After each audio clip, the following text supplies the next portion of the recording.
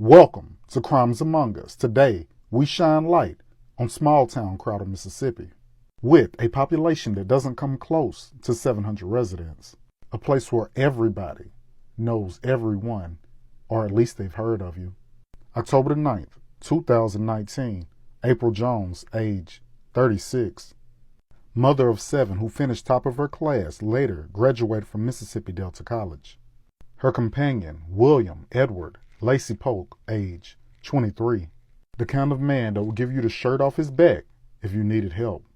He was always smiling, to the point that it became contagious to everyone around him. This mystery begins when a couple seems to vanish into thin air. Law enforcement casually blew their disappearance under the rug, an unfair consequence to having a known addiction, deeming both of them a non-priority. Authorities assume maybe they just ran away together. Maybe they're somewhere in Vegas. Hard to do when neither of them owned a vehicle. It would take 5 arrests and several years to reveal the twisted happenings that left bodies burned, dismembered, and hidden in the Delta. Jamie Lynn Tubbs, a townie that had over her share of run-ins with the law, and Desmond Cutthroat Green set out on what only could be described as a hit.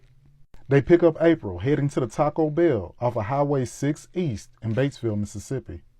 Will decides to invite himself along. They seem kind of sketchy. He didn't want anything happening to his girl.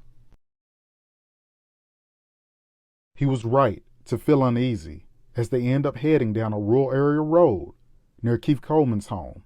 They had no idea this would be their last ride together.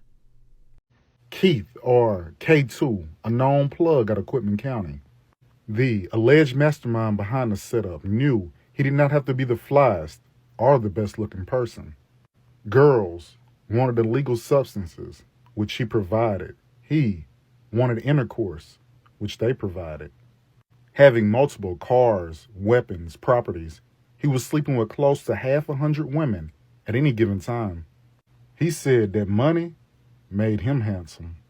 But this false sense of arrogance turned this woman user into the used. After allegedly having a sexual encounter with April Jones at one of his stash houses, perhaps pillow talk led K2 to tell April exactly where he kept the goods. Over $15,000 worth of illegal substances, walks off. Noticing that she does not buy from him for a while, he blames April. This shot to his ego had K2 out for blood. As he lays next to baby mama number 2, Chelsea Golden, on the couch, he allegedly turns and looks at her and tells her, "I'm gonna kill April. And you're going to help." Afraid, she looks at him and tells him no. He then pulls out a gun. First, he points it at her, then at their child. She agrees. The plan is made. Jamie Lynn Tubbs, another one of K2's conquests, had a special kind of hate set aside for April. Jamie blames her man's indiscretions on April as she sleeps with little Dusty, a betrayal that Jamie felt she should die for. K2, an unstoppable goon king, was have said to have led Crowder with fists, guns, and fear, and today would be no different.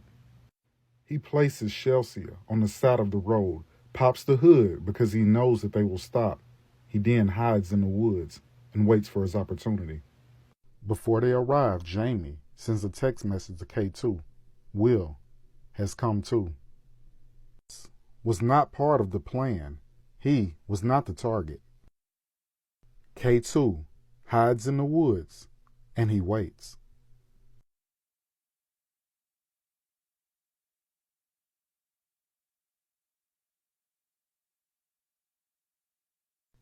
He sees the car's headlights approaching in the dark. They see Chelsea standing outside the vehicle and they pull over. Jamie, Desmond, and Will exit the vehicle. K2 sneaks from out of the woods and he snatches April Jones from the back seat.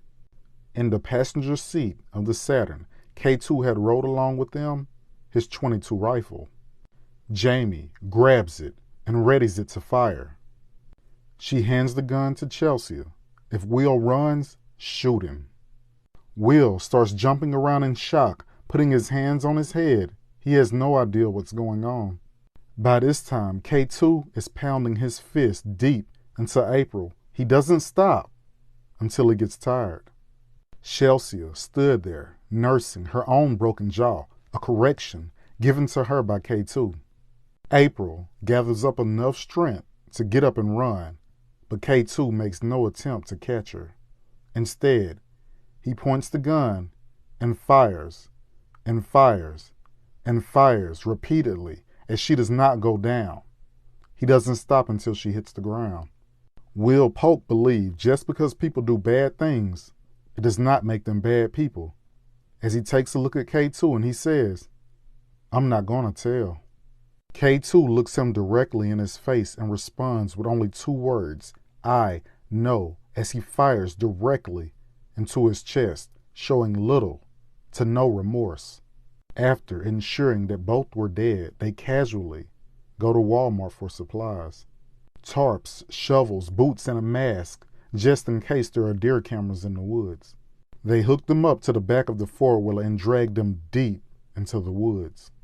Their cold souls allowed them to dismember the body parts, Jamie refusing to dismember Will.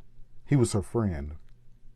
But when it came to April, she said she enjoyed it.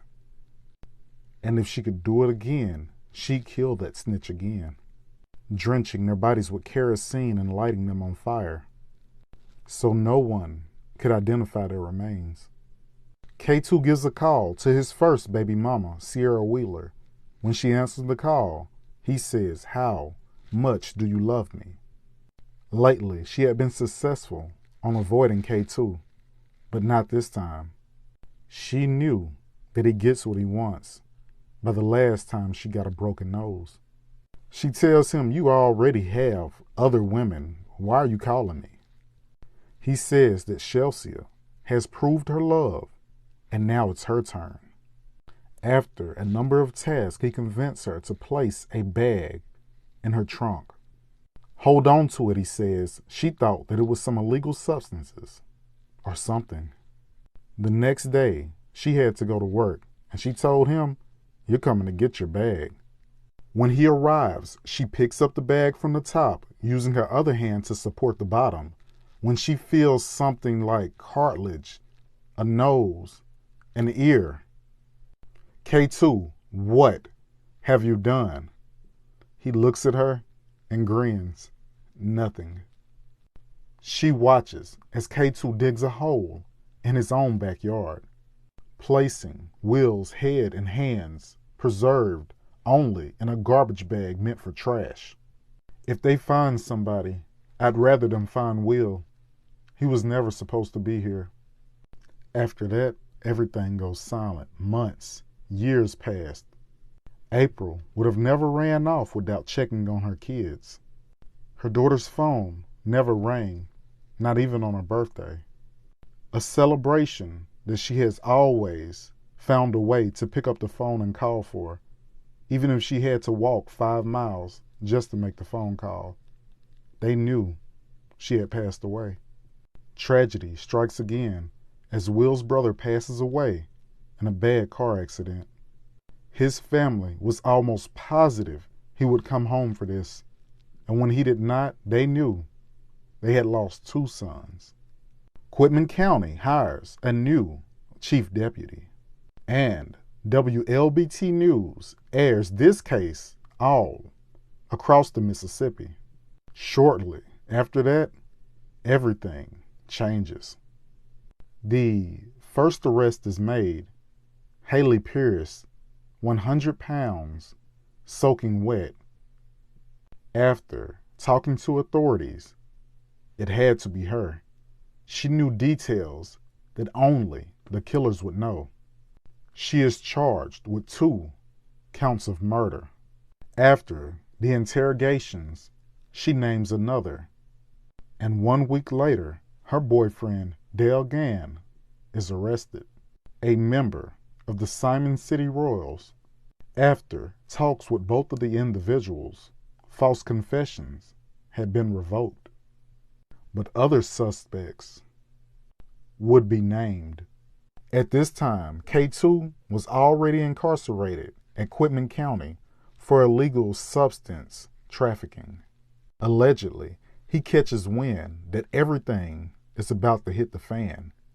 He waits until rec time, when there are no shackles, no handcuffs. He seizes the opportunity, and he escapes. Taking authorities on a 3-week manhunt, the U.S. Marshal Fugitive Task Force catches him in Arkansas, places him in custody, and ships him back to Mississippi to stand trial with the other 2 main contributors. Jamie can be seen laughing and then crying as she takes a moment to wink at the camera. The trial lasted for only 4 days as the jury returns with the verdict after deliberating for only 45 minutes, handing down 2 life sentences with concurrent 3 years for desecrations of their bodies. Tune in next time as I bring what's done in the dark to the light.